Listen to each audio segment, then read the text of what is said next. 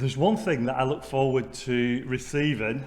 I can't remember how many times a year. It don't seem often enough. The Creation magazine, and it's full of really interesting articles about God's creation. And I find it an antidote to the constant onslaught of evolutionary ideology. And it's so forcefully churned out in so many places. TV programmes are probably one of the main culprits. The media is just full of evolutionary ideas. And yet I did have click all the way down the left hand side, but then I edited my text and I've not put click back on, so if I get out of sequence, right, that's it. Did I do it then, or did you? All right, okay. That's good to know. Yet Psalm 104, 24 to 25 tells us, "How many are your works, Lord? In wisdom you have made them all. The earth is full of your creatures. There is the sea, vast and spacious, teeming with creatures beyond number, living things both large and small." Well, in the last magazine that I got, there was an article in there about dynamic drones. Now, maybe most people here aren't into drones, but they are amazing things. But over the last few years, you've got scientists, engineers, stroke scientists, studying birds, butterflies, things that fly in God's creation, or they would say in the natural world.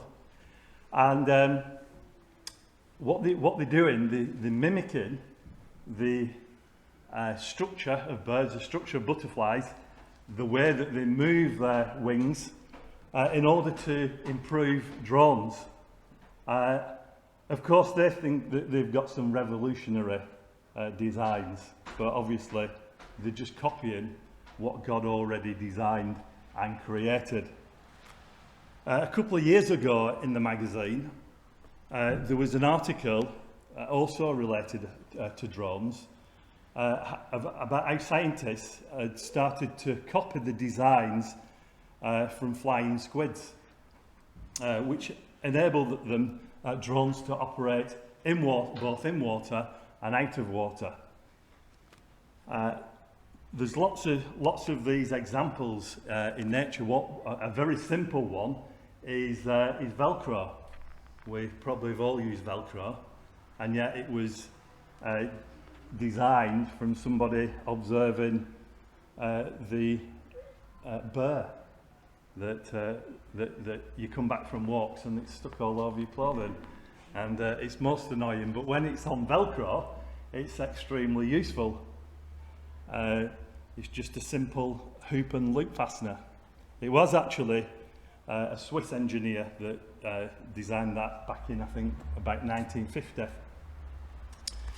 So there's lots and lots of examples where man takes the copies of something that God's already designed and tries to apply them to things that are useful in our everyday life.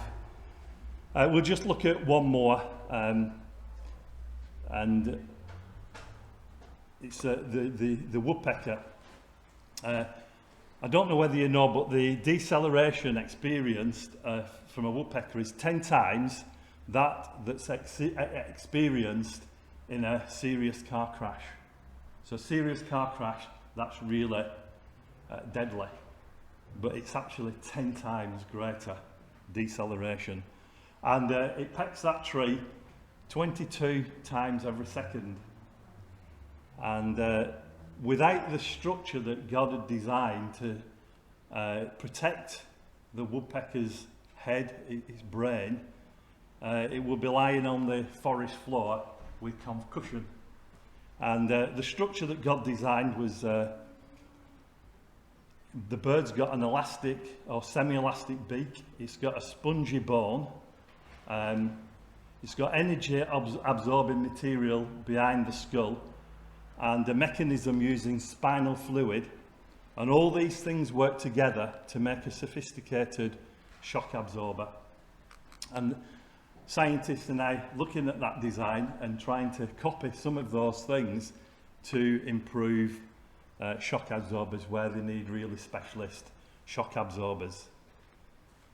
Sadly, for the evolutionist, these often complex designs that are being investigated and copied by man are nothing more than random chance. For me, I would be rather rightly awestruck by the work of a wise, magnificent God who designed all things and spoke them into being. And how good it is to give praise to God. And we read in Hebrews 3, verse 4, "For every house is built by someone, but God is the builder of everything." So let's not rob God of his glory by going along with evolutionary thinking. As we read in the first few verses of Psalm 119, "The heavens declare the glory of God. The skies proclaim the work of his hands. Day after day they pour forth speech. Night after night they reveal knowledge. They have no speech, they have no words, no sound is heard from them, yet their voice goes out into all the earth, their words to the ends of the world." Thank you.